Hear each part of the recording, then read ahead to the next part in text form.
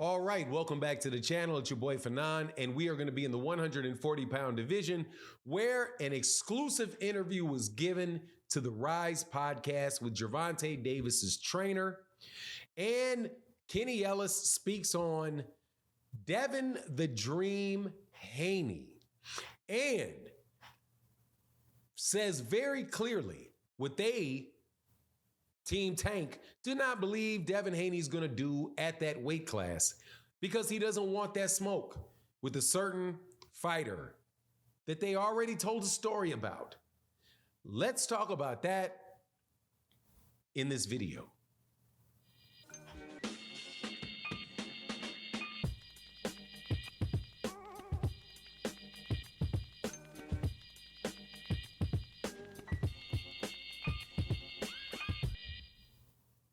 All right, welcome back to the channel. It's your boy Fanon, and in this video, we're going to be in the 140-pound division, which I am going to start calling the Club of Clout Chase.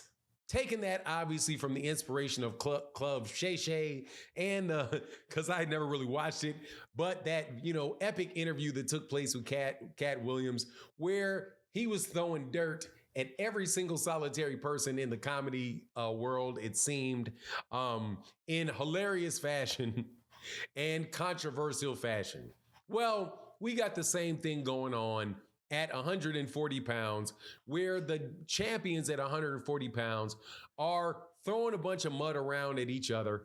And it's not, you shouldn't be surprised because, let's see, how many of them? 1, 2, 3 of them were used to be at 135 doing the exact same thing. This conversation, though, is going to be about two champions. One is Devin Haney, and the other is Subril Matias, who Gervonta Davis's team, in the person of Kenny Ellis, gave their insight into why Devin Haney will absolutely positively not fight Subril Matias. And he says who the only person in that division that will get into the ring with Subril Matias, if they can avoid it, if they couldn't avoid it, is. Now, before I get into it, though, let me welcome you back to the channel. If you are new to the channel, please accept my invitation to hit the subscribe button, hit the bell icon so you can be notified of when we release more videos. And if you're a longtime subscriber and supporter of the channel, thank you guys so much for your continued support. Man, we had a really good time on our live stream yesterday. So next, make sure you guys come by the live streams that we do every morning, right around 8 a.m. Central Standard Time. We really chop it up. Had a very, very fun time. And shout out to everybody that supports. Shout out to Fahim Sator, by the way. Terrible misunderstanding. I had no idea that you were blocked on the channel. I did not see the comments that you left when you said that you were blocked. So trust me, brother, there ain't no way in the world that I am going to block Fahim Sator on a video. If it happened, it was completely accidental. I meant to get somebody else, and I accidentally got you. My apologies. So let me say that on video, and I hope that you hear it. But let's get into this, because Kenny Ellis, who is the trainer for Gervonta Davis, was speaking to the Rise podcast, specifically Senior and Coach Squeeze, about the 140-pound division. And obviously, the big fighter out of that, the big fighter that they are involved with is Gervonta Davis, somebody that a bunch of people are wondering who he's going to fight next. Whoever he's going to fight, however, it is going to be at 135 pounds, my understanding is. So when people are wondering what champions are going to fight each other in that weight class, it's an open conversation. Now, if you recall, though, there was something that transpired between Devin Haney and Subril Matias. I was going to say Devin Haney because I was thinking Subril. Devin Haney and Subril Matias, the Puerto Rican 140-pound wrecking ball of a fighter that has been dominating, that has just been a lot of trouble in that division. I do believe he's got 20 wins, all by knockout. He's got one loss that he avenged by knockout.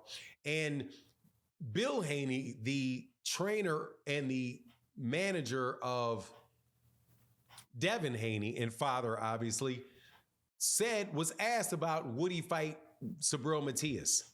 And Bill Haney came up with something that was completely and utterly just off the cuff, blatantly not true, which was that they had reached out to Subril Matias and his trainer Peter Khan, or his promoter or his team, Peter Khan, manager Peter Khan. And they had requested $4 million to fight Devin Haney, and that's why the fight would not take place. It subsequently came out that that was not true. And I think people should have known it was not true right away. But hey, the trainer came out and Subril Matias' team came out and said, look, man, we're not even connected with Peter Khan.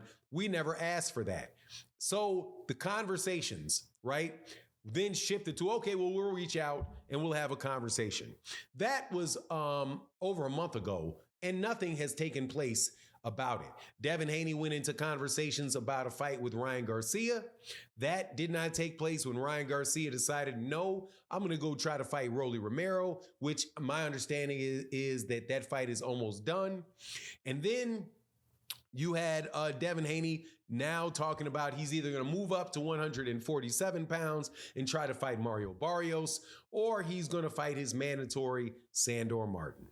Now, when asked whether Devin Haney would fight Subril Matias, Kenny Ellis was like, absolutely not. He will not do that. He will not do that. And in fact, nobody in that division is going to try to do that. What's going to fight Subril Matias other than maybe Gary Antoine Russell. And then Coach Ellis said that even in the case of Gary Antoine Russell, that he thought that Gary Antoine Russell may actually wind up getting overwhelmed by Subril Matias and Subril Matias would win that fight. Now, here's my thing on this. At 135 pounds, the conversation around who was the best in that division never really could get settled because they didn't fight each other. But a lot of conversation was about who wants to fight everybody else. And many Devin Haney fans and other people at the time said, well, it seems like Devin Haney is the one that wants to fight everybody. Devin Haney then becomes the undisputed champion, and he moves up to 140 pounds without fighting Shakur Stevenson and without fighting Gervonta Davis. This could easily be attributed to the fact that Devin Haney could no longer make the weight. Don't have any arguments about that. But after one fight at 140 pounds, it doesn't seem like the energy is the same. For example, we had Teofimo Lopez, who started calling out Terrence Crawford and said, I want to fight Terrence Crawford. Up until that time, I don't think I'd heard anything from Bill Haney or Devin Haney about fighting Teofimo Lopez. They did not attempt to fight Teofimo Lopez when Teofimo Lopez decided not to retire, keep his WBO belt, and then Arnold Barbosa was no longer in a position to fight for the vacant belt. That's when that conversation ended. Also, as I went through, there was at least 3 other people that he was talking to about fighting other than Teofimo Lopez.